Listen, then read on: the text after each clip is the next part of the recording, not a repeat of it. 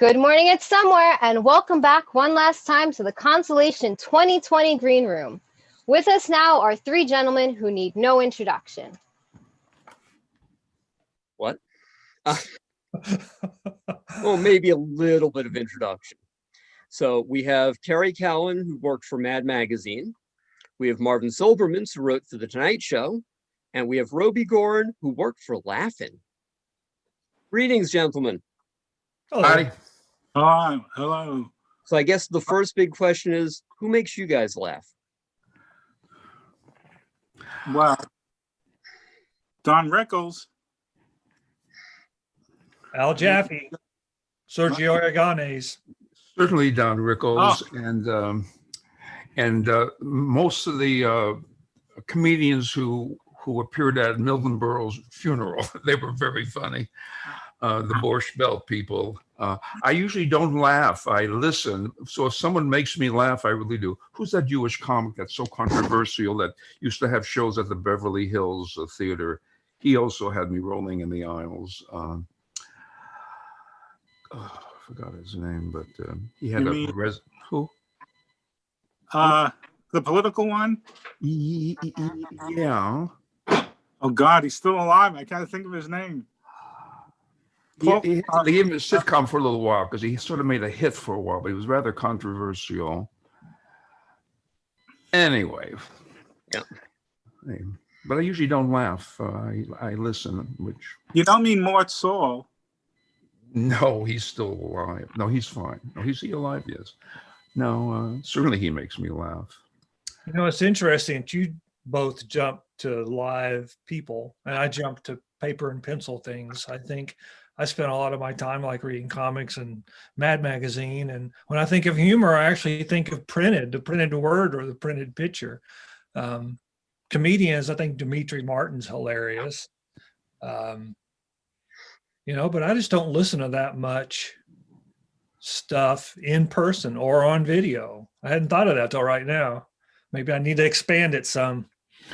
Well, certainly, you know, the show of shows, you know, This Was Your Life, you know, I can watch that over and over again as far as television goes. I don't watch any television these days. I mainly watch things on the internet, which has some funny people on there. Oh, I love Randy Rainbow on the internet. I think it's very funny. And I think if Lily Tomlin was starting her career now, she would really find her niche on the internet. That's the great thing about the internet. You don't have to appeal to everybody. Between Penny Bowers and Randy Rainbow, that would be right where Lily Tomlin would be sitting. Yep. I search him out whenever I'm checking the internet because I like to see what he's talking about now. Yeah. Very talented person. Amazing what he's able to do. The production they put into those bits, and sometimes it's people are unknown. Randy Rainbow is probably creating some income, maybe very good income, but other people, they have costumes, they have special effects. Yeah. It's like vaudeville. You know, when I was writing Laugh-In, I really didn't know anything of the history of comedy, really. You know, I didn't realize we were doing vaudeville, we were doing burlesque, we were doing, we didn't do minstrel, fortunately, but we were doing, we had an interesting history. And now I'm actually in my older age, I've been looking on, I have some Kindle books about vaudeville and about the early days of film, the Warner Brothers, and MGM is a great book out there about all that. So I'm revisiting the history of comedy and didn't realize how much Laugh-In was really based on that so much. No, I don't know if it was a quote or it was original, but my grandfather used to say vaudeville died and they put it in a box called television. Yeah, yeah. I didn't realize how true that was until I really relatively in the last month, I've been saying, wow. So comedy, and look at YouTube. That's vaudeville, you know, no more than 5 minutes to the next act. You know, you get bored, you go somewhere else. So it's sort of interesting to be in a room with comedy writers because we all try to outdo each other, right? Though I was never good at that. Oh, really? That didn't go on at Laugh-In at the Well, yes, it did, but there were much more aggressive writers than I were, and in the comedy room. And Laughing, we had teamed up with writers. We worked in a apartment building motel called the Toluca Capri. So we had 2 writers to an apartment, and we had a kitchen, a bathroom, and a bedroom, which of course we didn't use, and there was a pool in the middle, just a few blocks from George Schlotter's office and across from Warner Brothers. And but when we would do the joke wall and the cocktail party, we would divide into 2 groups, and we would write it in a group once a week. Usually it was the cocktail party because that was the toughest, it was topical. And then sometimes we would do the joke walls in that kind of a group setting too. Or we say, if that's not good for the cocktail party, we'll put into the joke wall. We had a rather ordinary working schedule when you think about all the comedy that was on Laughing. We worked Monday through Friday from 9 to 5, and that was pretty much it. We never had to work on weekends. We never worked overtime. It was amazing how that worked out in those days. But enough about me. So Marvin, how many roommates did the Tonight Show give you? I didn't hear that. I said, how many roommates did the Tonight Show give you? Oh, no, we all had our own room with, with an extra chair. You could talk to someone, and a TV. We could watch all the rehearsals, including the soap opera rehearsals, which were very funny because sometimes it would be a woman in curlers, and the man would say to her, "You're so beautiful." And she didn't have a makeup on yet. Yeah. I was fascinated by the soap they operas. have a woman stand in to do the lines, and she wasn't quite beautiful. You say to her, "You're so beautiful." And then they would do the romantic scenes, like they'd be in a shower. And as soon as the scene cut, they would always laugh. Yeah. So I felt a little guilty peering in on them. But that was Days of Our Lives. Is it still on?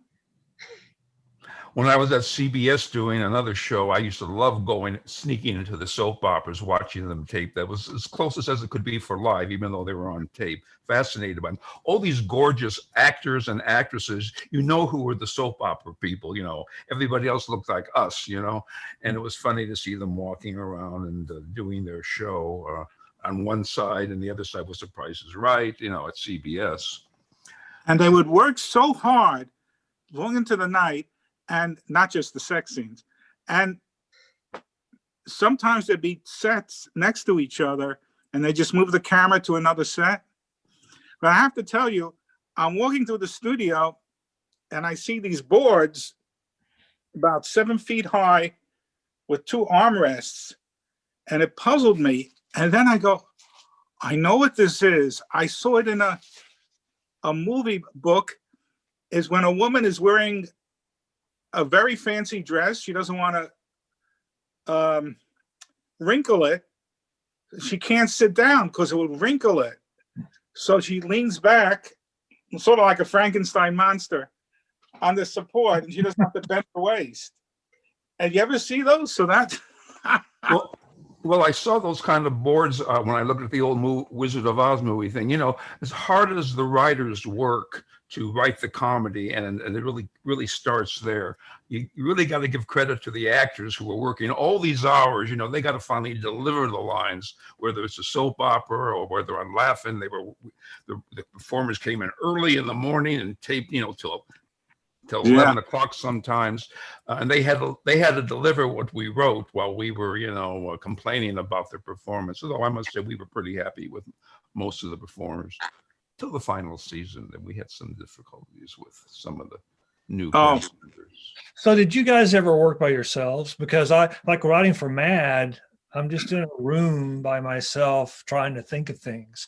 I also had a fairly long career at Hallmark Cards, and then we would have writers in a room and we could bounce ideas off of each other, which is an easier way to go. So how do you guys feel about writing by yourself compared with a group of people? Because it's 2 different experiences. I preferred writing by myself. You what?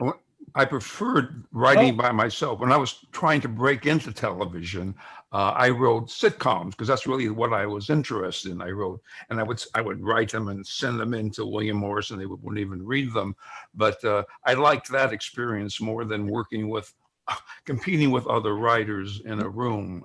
It was intimidating, in fact. So I really like working by myself better, although it was fun, with laughing. To me, they Yeah, both have an improv. I'm sorry. It's been pointed out that the Lucy shows were written by one person. Those classic comedies. And then I guess that maybe they changed it when they were filming it. They tweaked it. One person. And today when you write a sitcom, I've never worked with it, you sit around the table and there are 20 people. When I was writing Alice, Bob Carroll and Madeline Davis were the producers of that show who wrote I Love Lucy. They told us how they would send in a tiny little note to the network saying, they're going to make candy. Because after we had to deal with on Alice with all the network people, they were saying it was so different from those days. The control over the writers. With Alice, in fact, once we did the final draft of the second, once we gave the actors the script, Bob and Madeline would not allow any more rewrites unless it came from the actors. They didn't want to have them, from the dress rehearsal to the main show having to learn new lines. They said we just live with it, and that was their philosophy. And actually, writing by yourself and writing with others, they're both improv. It's just that when you're by yourself, you kind of have to improv with yourself. It seems like that's the way it feels to me anyway. So that's funny because in my head I do Abbott and Costello because I ask myself the question. Yeah. But I'll tell you, at the Tonight Show, we would write by ourselves until 3:00, and then some people would get together, pairs would get together, and you go over the jokes the almost jokes you had, the good punchline or the good setup line, and try to get extra jokes out of it. Because believe me, they were counting our jokes. Yeah. Not the first years, but afterwards, they would count and they tell us what the number of jokes. Paid by the giggle? Oh, no. No, they wouldn't rate them. I heard Bob Hope used to rate them like 1 to 5. He'd listen to the audience laugh and he'd rate them 1 to 5. Bob Hope used to use Carson's studio and our studio. He would, he'd tape those specials without an audience. And then to do his monologue, which was topical, after Carson did a show, they would change the curtain and Bob Hope would come out and do the monologue that was placed in the primetime special. So it was, and he'd use your audience too. The audience would sit there and say, "Here comes." Usually Bob Hope. Often there was an audience there, even though they sweetened it. But he worked right in front of the Carson audience, as I understand. We were accused of sweetening our laughs, which means you add a recording of laughs. But we didn't. But what we did do is we would edit out a joke that went bad or that people groaned at. That we would do, but sometimes it was tried the next night. You mean for Leno? They would edit it out? They would edit out a joke that didn't get a laugh. Yeah, that they would do. Yeah, I preferred Letterman's approach to that. They started booing him one time, and he just looked straight at the camera and said, "They're not booing, they're chanting Dave, Dave." That's funny. Well, I think the interesting thing for me working with other writers, and it was a wonderful experience and very exciting. I was 20 years old. I said, and Laughing came on the air. I went crazy over it, and I wrote a bunch of jokes. I still have that notebook, and George Atkins, who he wrote a lot of the Fractured Flickers and things like that. He told me, pick the 10 best, send them in, and maybe you'll get a job. And that's exactly what I did. I was working for the divorce court in the marriage counselor's department in the county of Los Angeles. I send them my jokes on a Monday. Tuesday, I get a call from George Schlatter, and much to my surprise. And Wednesday, I am interviewed by George and Dan Rowan, and I turn in my rubber stamp to the court and start Laughing on that Saturday. And I was working with writers with all kinds of experience. David Panish, who worked in Tenement, Carol Burnett, he was a former partner of Woody Allen, and then writers like Gene Parrott, who of course had some background already because he was already at that point writing for Bob Hope and Phyllis Diller. He started as an engineer in GE light bulb factory.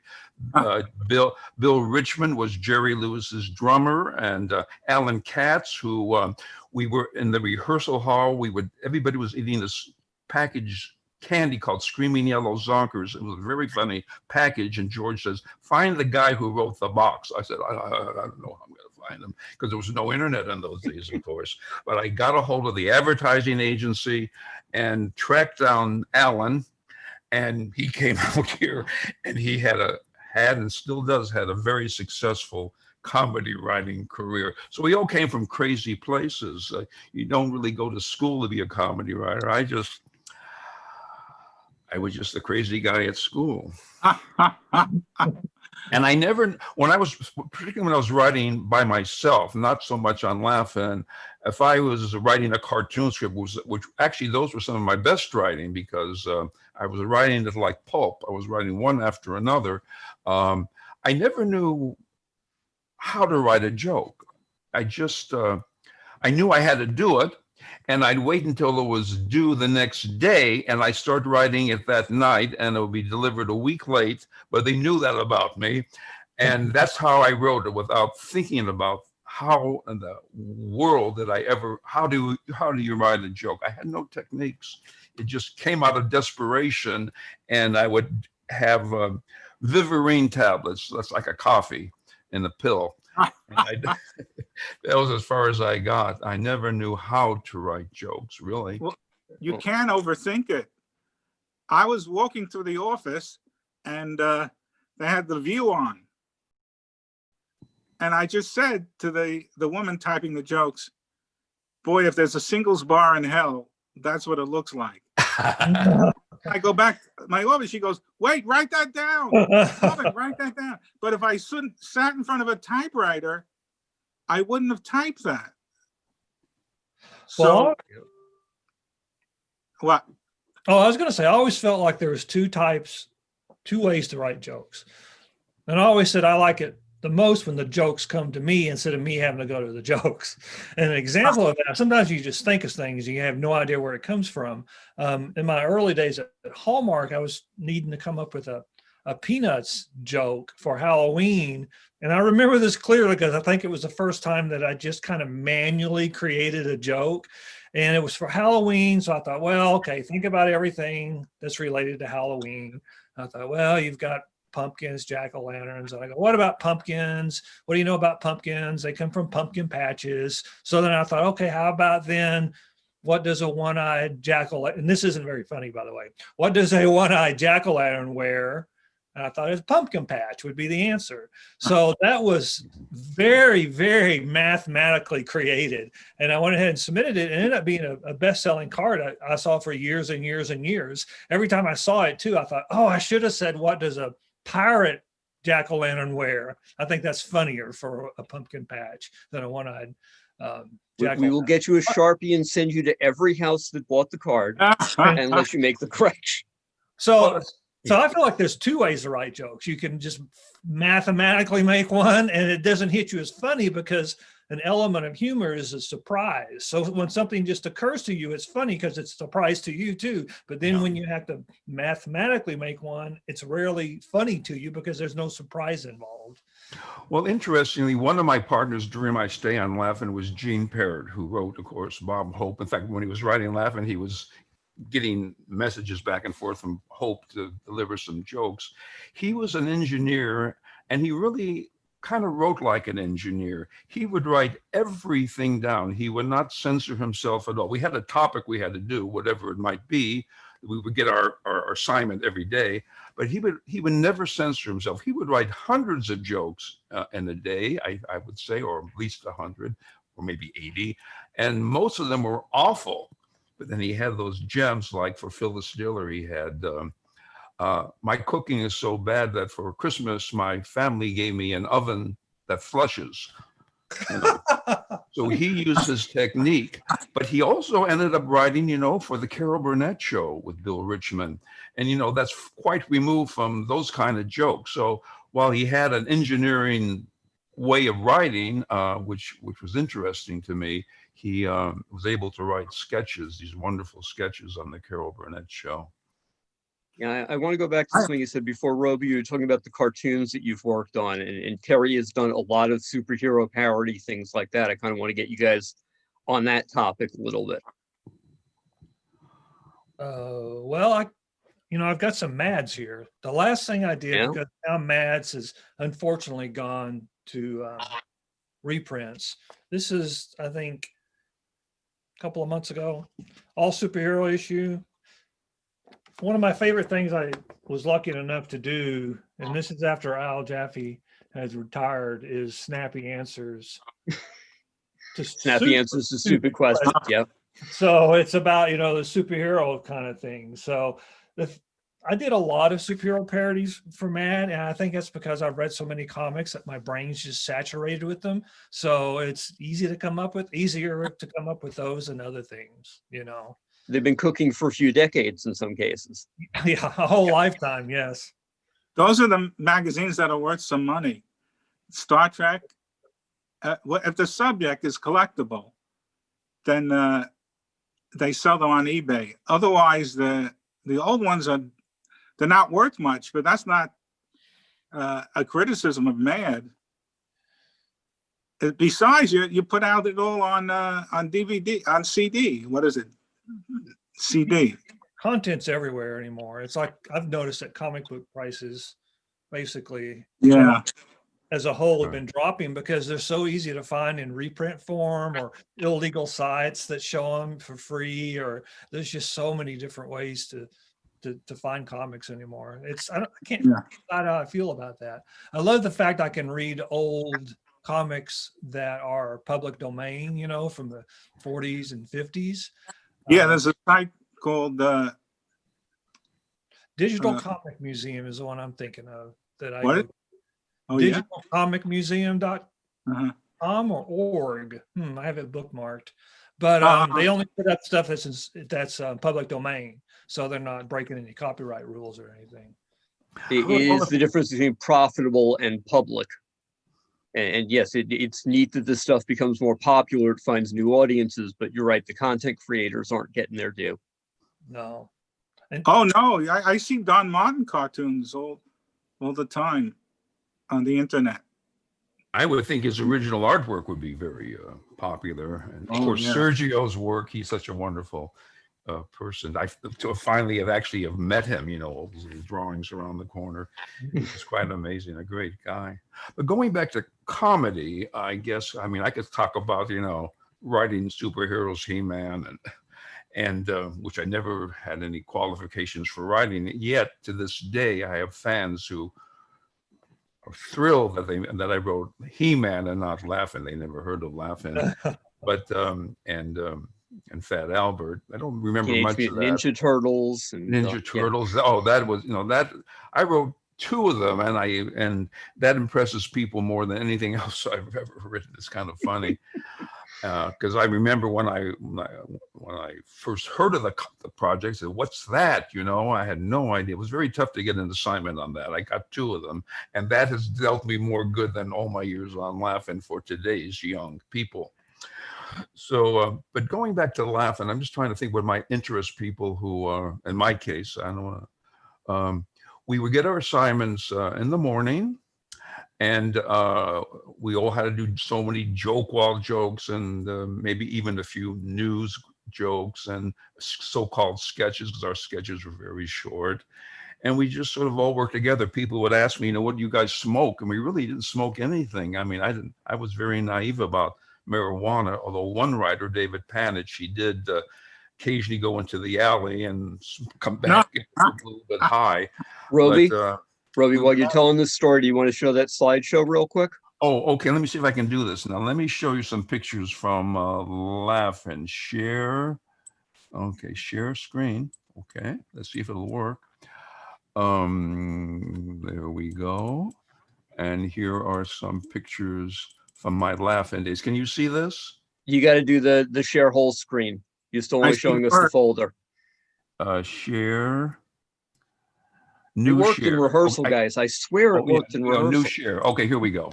So there There I you am go. with Buffalo Bob and Howdy Doody. I got Buffalo Bob. He's on Laughing, and his career had a resurrection when his peanut gallery kids went in college, and I got him on Laughing. So there I am shaking his hand. Here's behind the scenes of Laughing's joke wall.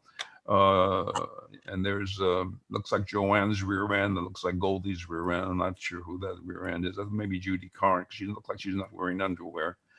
And then here I am with David Panich in the joke wall. Again, David was really a key member of the Laughing crew, and that's me, believe it or not. And then here is much of the writing staff. I'm on the floor over here. There's a lot of really talented writers, but not all of us were in the studio there. There's David again, there's Paul Deviney, Mark London, me down there, Gene the Farmer, and John Rappaport, who went on to do MASH and everything. Are you still seeing my screen? Yeah, it just Yeah. got a little wonky, but we're getting most. There you go. Okay, now That's here are the perfect. writers in George's office across from the Smokehouse restaurant in Burbank, across from Warner Brothers. That building is no longer there. And that's me, believe it or not, that little kid behind George. I mean, I was 20 years old, but I look like I'm, 12. In fact, George I would go to Laughing reunions, and mainly George Slaughter's salutes at the Directors Guild, and he would introduce me from the audience. And he said, Rowby was so young that his mother had to drive him to work every day, which of course wasn't true. There's Alan Mannings and some of the other writers. Again, there's John Rappaport and Jim Mulligan, and about half Remember, of it's these people. comedy. You never want to let reality get in the way of a good story. The what? I said it's comedy. You never want reality to get in the way of a good story.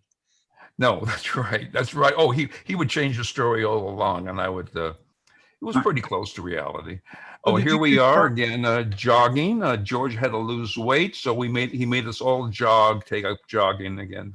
There's Alan Katz, who did the Screaming Yellow Zombers boxes, and there's sort of a dark picture, but we're all there. Most of us are there. And now let's continue here. There's me and Lily in her dressing room. I remember when she first met with the writers, we didn't really know what to do with her. George had to sit down with her somewhere in the offices, and she explained all of her characters to us, and we were really baffled because she was so unique. We didn't know really how we could help her, but we did somehow.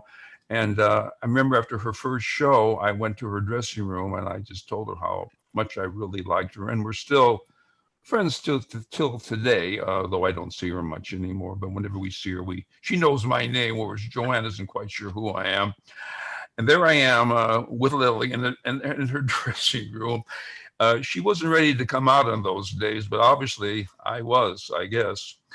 And while I used to tell people, there's a Laughing Facebook group, that we did not have an audience on that show, except occasionally the NBC tours would bring them in. This sort of is not quite my memory. Again, we didn't have it all every day, an audience. Usually they couldn't stand it. They would come in thinking they were going to see boing, boing, boing, boing, boing, and it was one setup after another. It took a long time to do the show. So we usually didn't have an audience.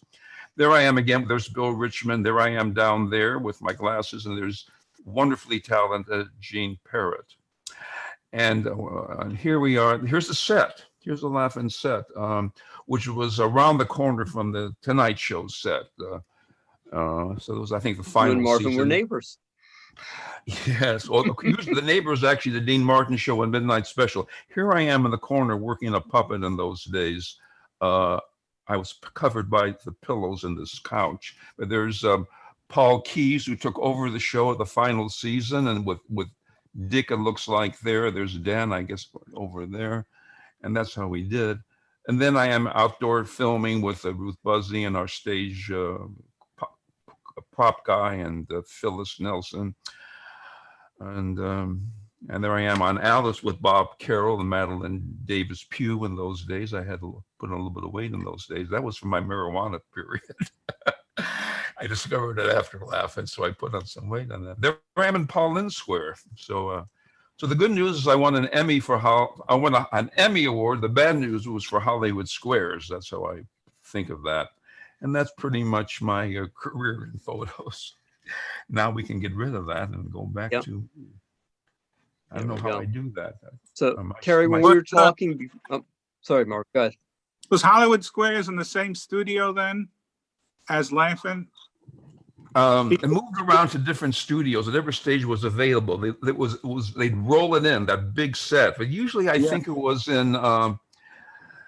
usually in either our studio, but I wasn't there when they were taping that, or it was next door in the Dean Martin set, because the other big studios they didn't do it.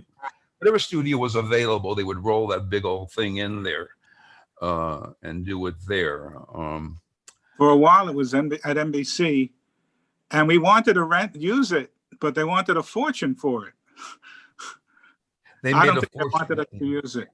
But Howard Stern did it with 9 television sets, which I recommended, but they didn't want to do it. When Howard Stern would do his Hollywood Squares parody, it was 9 television sets. I see. Well, I bet you they would do it that way now. Everything is so screen share. They probably would be doing it that way. I thought that show would go on forever. I didn't like writing it because we would write the jokes for the cast members, including Paul Lennon. Every now and then I'll go onto YouTube and say, he didn't do those ad libs. We were all John Davidson had. Not John Davidson. Peter Marshall on his podium had 9 stacks of questions. And Paul's questions were in the middle. Paul didn't know what the answers were, but he had a stack of equivalent cards on his side of him on 3x5 cards that didn't make any sense to him at all until the contestant asked the question, and all of a sudden this crazy ad lib made sense to him. So you sort of would look at him sometimes. He'd be just as surprised as the audience what he was saying. So he never gave credit to the audience, to the writers, which is okay. But whenever I see people say what a wonderful wit he was, I say he was a wonderful performer, but he didn't ad lib hardly any of that stuff. I think most people know that. I saw Peter Marshall last year, and he's fine. Yes. He's walking and he's performing. He must be 90 or something. Yeah, he's probably older than us, maybe, huh? Yeah. I ran into him too, a real nice guy. Oh, wonderful. Very talented. Yeah. I have a question about greeting cards. Okay. Well, so I once queried American Greetings about writing for them, and they sent back a letter and said, you could try, but we have 500,000 ideas on record. 500,000 ideas, just about. It's a limited group of things, just birthdays, friendship, That's sympathy. Tricky. Yeah, that's what makes it tricky. I know. Say the same thing? How do you say something universal? That's also tricky. How do you say something universal to everyone but feels unique to that person? And how do you make the subject matter the same subject matter that's over and over and over again? That's the reason things like shoebox cards, a lot of times they just put a joke on the cover that would have nothing to do with anything. And then just the inside, it might say, happy birthday or something. Well, that was my next question. Did that evolve? Because now I see a lot of those that have nothing to do with birthdays. It's a cartoon, and it doesn't even relate to the sentence that comes out inside when you open it. Is that the people laugh? I mean, you win if you can make people laugh, then you win. So if it makes them laugh on the cover, they want to share that with a friend. If it happens to say a message on the inside, then you've just sold a card. So. Yeah, you don't always see tight packages, especially with humor cards. Well, do you do the artwork too? What's that? Do you also do the artwork? I did for the first 20 years or so, and then I was art director last 10. And I would still do art once in a while if it was something I wanted to do. And then actually I started working for Mad before I left Hallmark. I was just doing stuff online, parodies for my own amusement, basically. And then Allie Gertz contacted me and said, hey, you want to work for Mad? And I'm like, sure. So it was ironic in that there were times in my life I kind of wanted to do extra things, like do a comic or something for Mad. And then I decided that I was just banging my head against a wall and stopped trying and just started doing stuff for myself and put on a blog for fun. And then that's when I got the opportunity to do stuff. That's funny that non-artists don't know, but your ultimate goal is to become an art director and not draw anything. It's very funny. I just sit on my throne, tell people to change things to red. Yeah. You take a pencil, you know, like this. I want to type big over here. But how is the industry doing greeting cards? I don't think they're doing. I mean, it's like anything that's on paper, you know, like Mad Magazine isn't so great because it's a paper product. And greeting cards, you know, there's a lot of things that people can do to stay in contact beyond greeting cards. So it's obviously been healthier in the past, but it still has people that appreciate it. You know, there's still something fun about getting something in the mail. It does mean something to actually. And someone's touched it and they've written on it. So it's like an object they've held to. So I don't think they're going away anytime soon, but they're not the juggernaut that they used to be. I would guess once you're an artist and a writer for greeting cards, if the greeting card company see that your cards are selling, you're the one they want to keep on buying from, right? Is that kind of how it works? Well, to a certain point, at some point, I think there's also a philosophy, if they get a whole bunch of your work, then they have enough of your work and now they need to bring in new stuff and they can always just reprint your bestsellers if they want to keep making money off of you. So let me segue into what do you guys, I want to give you each a minute to pitch real quick any projects you're working on, anything you want to talk about. So Marvin, you got anything to talk about? Oh, I have a wonderful show coming up. It's called Bowling for Kreplach. You know, voting for what? And everyone loves bowling. Oh, and so they can vicariously think they're winning Kreplach. It's a dream. It's like playing Monopoly and feeling you're a millionaire. And also, I'll be appearing in my cousin Sarah's daughter's Bas Mitzvah video. Doing what? I also have Untitled Marvin Silbermintz project. Ah, very good. Kerry, do you have any pitches for us? Anything coming up? Well, you know, I fairly recently retired from Hallmark, and now Mad is into mostly reprints. So I'm still doing stuff here and there. I think a couple of things hasn't been announced. So you can always just type my name into Google and go to, and go to Instagram, or you type in my name and then blog, and there's information there to see anything. Get to call a dirt nap and see some of the Halo and Sprocket stuff you've got and other things like that.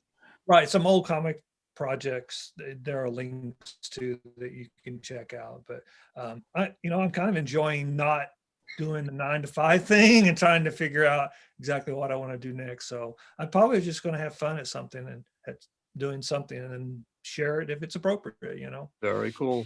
Rowby, what about you? Well, in my case, I have done comedy for myself, but I put it on the internet, and now you don't see much of it. And I think I'm going to re-upload it to another site where I was doing decades ago my own comedy. But right now, I've always been interested in, I was always the computer guy. When laughing, we type regular typewriters, and then when I started doing cartoons, finally the computers came into play, and I started teaching people how to use computers, writers. And at some point, people said, "Can you build a website?" I said, "Well, I don't know."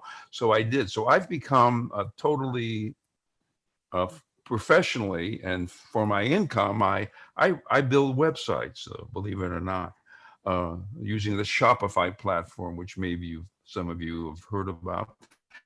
And if you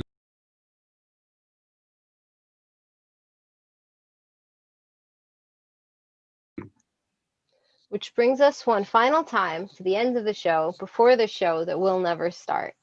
See you next year in the Concellation 2021 Green Room. I don't know why I said that weird. Let's cut that and try again.